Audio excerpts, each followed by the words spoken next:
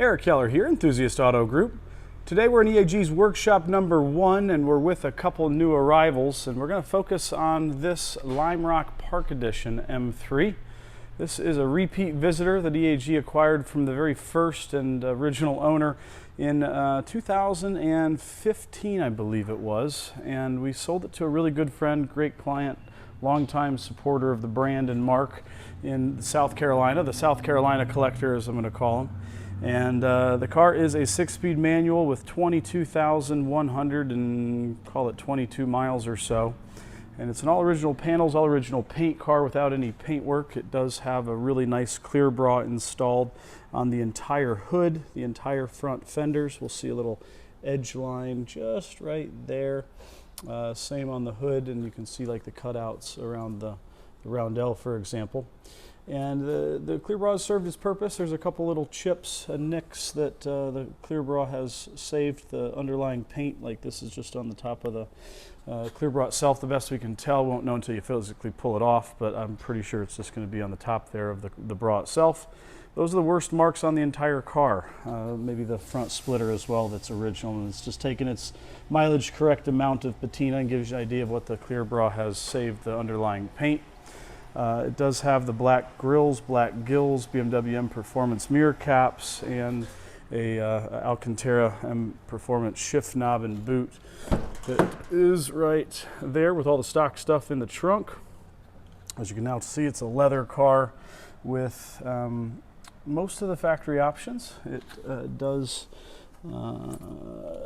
have the premium hi-fi audio, as we can see here with the speakers and the brown cone there, and then again on the top center dash with the perforated speaker there above the navigation unit. So this would have had a sticker of around $84,000 or so at the time. The Lime Rock package was a $10,000 option for the Lime Rock package itself. 200 of these built, around 50 of them in a manual transmission, with the other 150 or so in the dual clutch. It might be off by a couple units to be exact, and we are working on that with actually the BMW M brand director Matt Russell, the guy that created the Lime Rock project when he was at that position. He is gonna reach out to some of the resources he still has. He's at Alpina now. That's close. 22-133, not 22. All of the Lime Rocks will have the Lime Rock badge that will say 1 of 200, and that's not something they sequentially numbered these cars.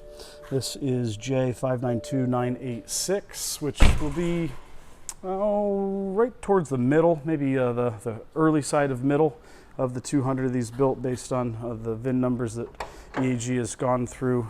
This is I don't remember the exact number of which one this was in the lineup, but total VIN numbers, we've had over 60 of them at this point, including the cars that we currently own for resale for the first time.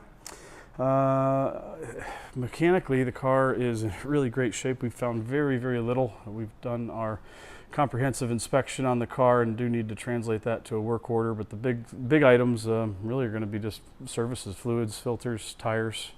Everything on the car really checks out quite nicely. I don't really see any signs of funny business in having some older tires on the car, the original Pirellis. That gives us a good indication, you know, that the car hasn't been driven too terribly hard to make it this many miles. We're usually changing these tires out some point around the 16,000 mile mark or so.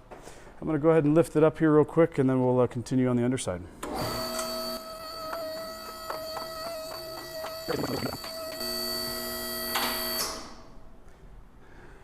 We'll take a quick look at all the wheels. As you saw, I pointed out pretty much the biggest blemish on the wheel that I've identified right there, to pair probably from a rock or two that kicked up while these wheels were spinning.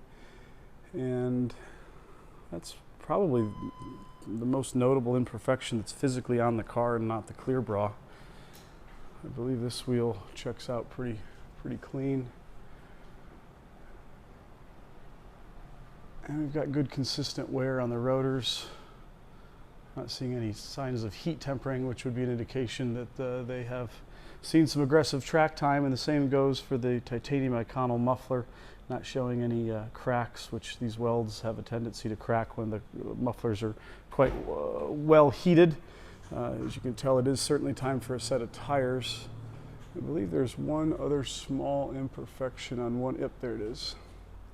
Right there on the spoke. That's the other nick on the wheel I noticed. But the original finish on the wheels, and I think the wheels certainly pass and lend themselves to consistent and authentic condition relative to the mileage on the car. And last but not least, the driver's front is, I believe, without anything that is visible here. The undercarriage is devoid of any signs of oxidation or corrosion or rust, even though the car was originally sourced from an East Coast enthusiast. You know, the car was no question the apple of his eye, and he took care of the car to a really, really great standard, as he indicated to us when we acquired the car. He was certainly a very, very discerning enthusiast that took a lot of pride in his car, and it showed clearly when he sent us the pictures, which were quite well done, and I believe I still have those on file. We're going to see our primary catalytic converters there up front, feeding into the secondary catalytic converters. A lot of times guys will change these mid pipes out or change some of the cats, and it does get a bit rowdy noise-wise, and then this goes into the pair of resonators, which then feed back into the M Performance exhaust. Again, just looking for any types of cracks or imperfections, which I do not see anything here with the visible naked eye. The oxidation, again, I mean, there isn't any, which is great. The underside's really good. I think we did note there's just a beginning of a pinion seal leak on the differential, and while it doesn't look super wet, it has been tracking down and tracking back, and there's a drop you can see right there. Not a huge leak. We'd call that probably about maybe a 3 or a 4 on the 10 scale of severity, which certainly a 1 or 2 should be addressed if you're operating at this frequency, and we will be addressing that. No mechatronics sleeve seal to worry about on a manual transmission with 3 pedals. The DCTs do have a seal that does require a transmission out.